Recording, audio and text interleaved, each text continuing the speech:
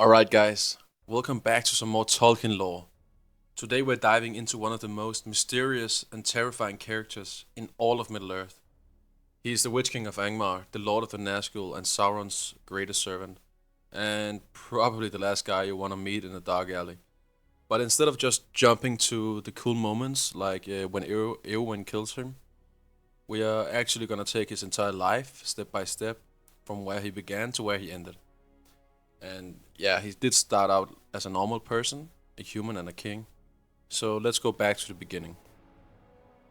Tolkien never told us his real name, and we don't know if he ruled a kingdom or if he had a family. And honestly, the mystery is part of what makes him a good character. But we do know he was a great king of men, a warrior, at least, of huge influence, and one of the 9 men who received one of Sauron's rings of power during the Second Age. Those rings were designed to give him long life and great power, and it ended in corruption. At first, he believed he could handle it, and probably believed the ring would make him a strong king. But Sauron's rings were not gifts; they were traps, as you guys probably know. And slowly, the Witch King started becoming dependent on the ring. His life would stretch out unnaturally long, and his will would be weakened, and his loyalty would shift. And over some time, he faded from the world of the living and became a Nazgul, one of the ring wraiths.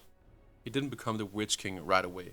First, he simply became one of the 9, but he was the strongest of them, the most powerful and ambitious, and Sauron's first lieutenant, the one he trusted the most. Eventually, he became the leader of the Nazgul, known as the Lord of the Nazgul. This is where his identity as a king of men basically died forever. After Sauron was defeated in the War of the Last Alliance at the end of the Second Age, the Nazgul went quiet for a while, but they were not gone. They never really left, and about 1,000 years later, the Witch King appeared again, but this time under a new identity. He didn't reveal who he was. He didn't announce, hey, I'm Sauron's right hand guy. He played it pretty smart and traveled to the north and established a new realm in the mountains called Angmar. This was the moment he became known as the Witch King of Angmar, and he ruled from a castle called Khan Dûm. And his entire mission was simple: destroy the northern kingdom of the Dunedain, the heirs of Isildur. He formed alliances with orcs, trolls, and dark spirits, and basically anyone who hated the kingdoms of men. And for hundreds of years, he manipulated wars, stirred conflicts, and weakened the northern realm piece by piece. The Witch King wasn't some regular brute, he was a strategist and a mastermind. The northern kingdom of Arnor eventually fell in part into the smaller kingdoms known as Arthedain, Cardolan, and Rhudaur. The Witch King took full advantage of this division he made, and secretly placed evil men in positions of power in Rhudaur, basically turning the kingdom into a puppet state of Angmar.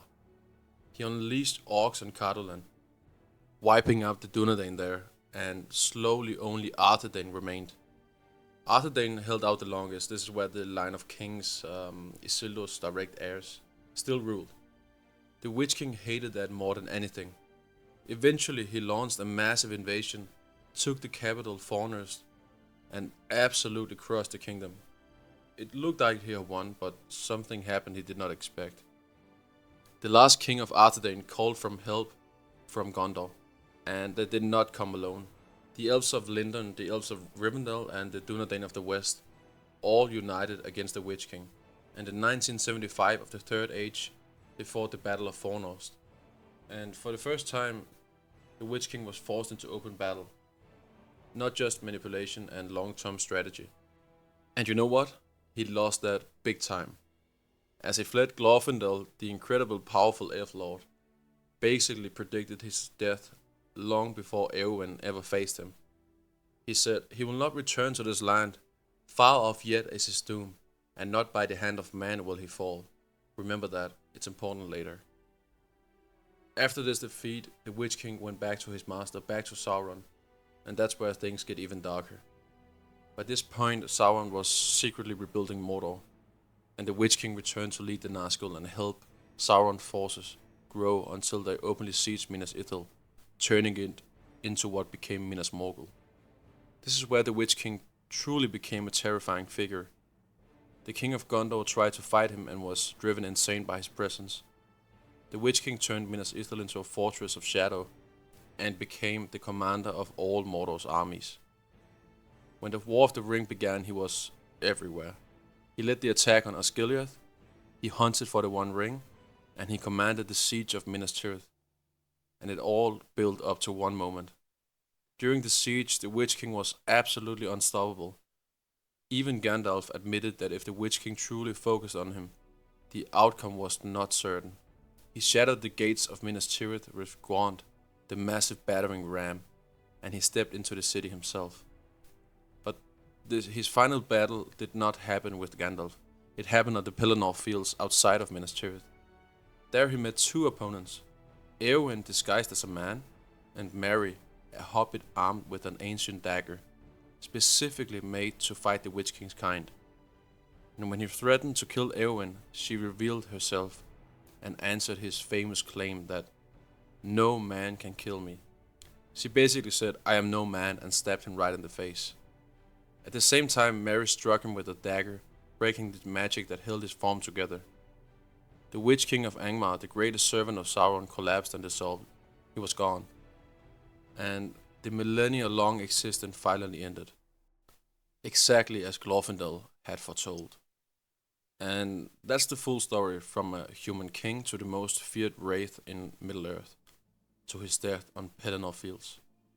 It's honestly one of the coolest character arcs in Tolkien's world, because even though we don't know his name, we can feel the weight of what he did. If you enjoyed this deep dive, please drop a like and subscribe, and maybe come with a suggestion to the next video, maybe about Sauron or the Balrog of Moria. Thanks for watching, and I'll see you in the next one.